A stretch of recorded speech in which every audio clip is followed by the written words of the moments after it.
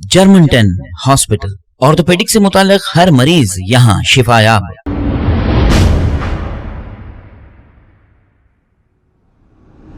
अस्सलाम वालेकुम नाज़रीन, मैं हूं अब्दुल अयाज़। आइए देखते हैं आज का खबरनामा।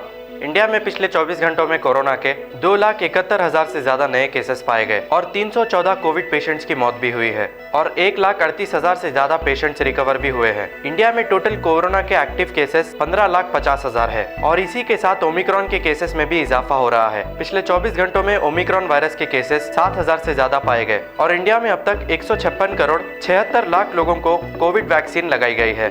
उत्तर प्रदेश में कोरोना के चलते स्कूल्स और कॉलेजेस को 23 जनवरी तक बंद कर दिया गया है और तेलंगाना में भी कोरोना वायरस के चलते 30 जनवरी तक स्कूल्स और कॉलेजेस को बंद कर दिया गया। और कल तेलंगाना के चीफ मिनिस्टर केसीआर एक कैबिनेट मीटिंग रखेंगे। तेलंगाना में कोविड के केसेस में इजाफे को देखते हुए इस मीटिंग में यह फैसला लिया जाएगा कि तेलंगाना में नाइट कर्फ्यू किया जाए या फिर लॉकडाउन। कल 2 बजे प्रगति भवन में ये कैबिनेट मीटिंग की जा रही है। आप सभी से गुजारिश है कि सोशल डिस्टेंस मेंटेन करें और मास्क लगाएं और कोविड गाइडलाइंस को फॉलो करें।